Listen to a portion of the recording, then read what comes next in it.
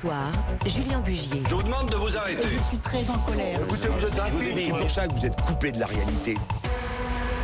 Bonsoir, cher Philippe. Bonsoir, Julien. Alors ce soir, vous avez décidé de vous intéresser à Jean-Luc Mélenchon. Il a annoncé, c'est vrai, officiellement sa candidature pour la présidentielle de 2022 il y a 2 semaines. Et vous dites que pour le moment, au moins, eh bien, ça fait pchit.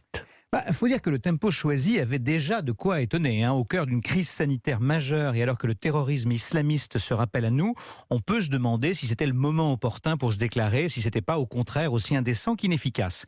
La vérité, c'est que le patron de la France Insoumise redoutait d'être marginalisé par une autre candidature à gauche, voire dans son propre camp, et qu'il a voulu prendre la concurrence de vitesse, pas vraiment le geste de quelqu'un qui se sent fort.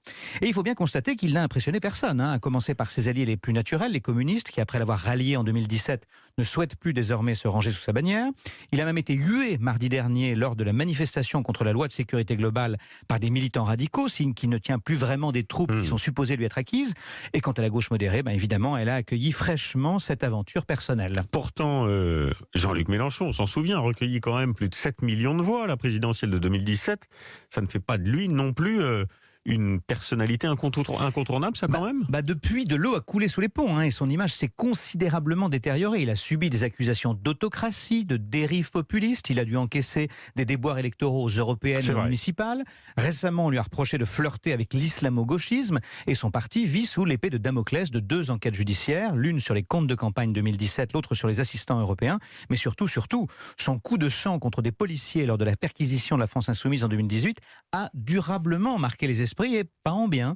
Franchement, on a connu des fleuves plus tranquilles et des épiphanies plus éclatantes. Mais lui, Philippe Besson, lui, il assure que le bruit et la fureur qu'il revendiquait d'ailleurs ont laissé la place à un style apaisé. J'ai changé, nous dit-il en somme. Absolument. Alors il est vrai qu'il aura 71 ans en 2022, qu'il a été élu pour la première fois il y a 37 ans et qu'il en est à sa 3e candidature à la magistrature suprême. Il a donc eu le temps de blanchir sous le harnais. D'autres diraient qu'il n'est pas tout à fait un perdreau de l'année. Mais chasser le naturel, il revient au galop. Tenez, alors que la classe politique condamnait unanimement les attaques d'Erdogan contre Macron, le prétendu assagi, lui, n'a rien trouvé à redire. Et il a assuré hier que nous vivions dans un régime autoritaire. Remarquable sens de la nuance. Mais il a de l'ambition, on peut lui reconnaître ça quand même. Je lui reconnais et je lui reproche pas, mais s'agit-il d'une ambition pour son pays ou pour lui-même? Car on sait que l'homme possède un ego surdimensionné, souvenez-vous, la République c'est moi. Désormais il se sent une utilité nouvelle et il veut être la lumière au bout du tunnel, rien que ça. Alors l'homme n'est pas vraiment étouffé par l'humilité, il a néanmoins demandé, souvenez-vous, à être adoubé par 150 000 parrainages, ce qui était une aimable fumisterie, quand on sait que la France Insoumise à elle seule revendique 600 000 adhérents et qu'il était l'unique candidat. Le culte du chef a de beaux restes. Pourtant, d'habitude, il se pratique plutôt à droite ou à l'extrême droite. Est-ce que sa candidature affaiblit la gauche ? Ce qui est certain, c'est que pour espérer figurer au 2e tour, la gauche et les écologistes devront se rassembler. Or, à l'évidence, la personnalité de Jean-Luc Mélenchon est tout sauf fédératrice. Ils devront aussi ratisser large. Or, sa ligne politique, qui est teintée de radicalité, ne répond pas à cet impératif. Ajoutons qu'il n'a même pas cru bon de présenter un programme, ni même d'actualiser son logiciel de 2017. Peut-on l'emporter demain avec des recettes qui ont échoué hier? Donc, que doit-il faire? Renoncer? J'ai pas de conseils à lui donner, d'autant qu'il les écouterait évidemment pas.